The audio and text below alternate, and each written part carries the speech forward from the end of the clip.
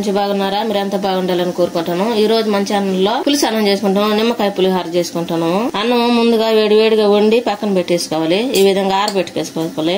అంత పొడి పొడిగా ఉండాలి. అన్నం పొడి పొడిగా పక్కన పెట్టుకున్న తర్వాత ఒక బాణీలు తీసుకొని స్టవ్ వేసుకుని స్టవ్ మీద పెట్టుకోవాలి. బాణీలు బాగా వేడైన తర్వాత ఆయిల్ వేసుకోవాలి.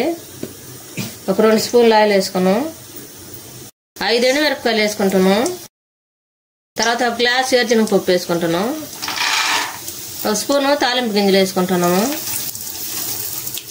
1 స్పూను జీలకర్ర వేసుకుంటాను. 1 స్పూను పచ్చెనగపప్పు వేసుకోవాలి. మొత్తం కలుపుకోవాలి.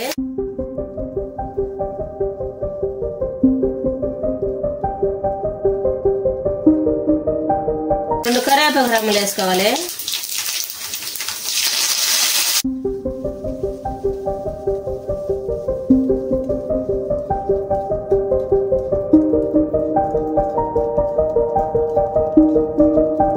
బాగా వేసిన పప్పు ఉడికిన తర్వాత ఒక 3 నిమ్మకాయలు తీసుకొని కట్ చేసుకుని రసం తీసుకున్నాం.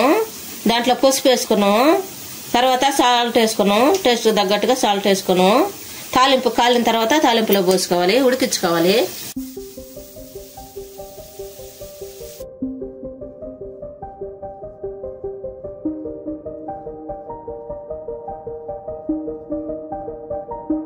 ఈ విధంగా ఉడికిన తర్వాత స్టవ్ ఆఫ్ చేసుకోవాలి.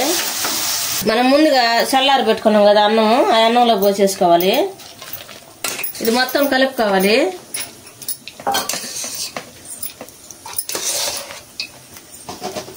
మన నిమ్మకాయ పులుసు అంతా అన్నంలో బాగా కలిసేటట్టుగా కలుపుకోవాలి. ఎంతో టేస్టీగా ఉండే నిమ్మకాయ పులిహోర రెడీ అయింది. మీరు కూడా మీ ఇంట్లో చేసుకుని ఎలా ఉందో మాకు కామెంట్ లో పెట్టండి. లైక్ షేర్ చేయండి, సబ్స్క్రైబ్ చేసుకోండి, పక్కన బెల్ నొక్కండి. Thanks for watching.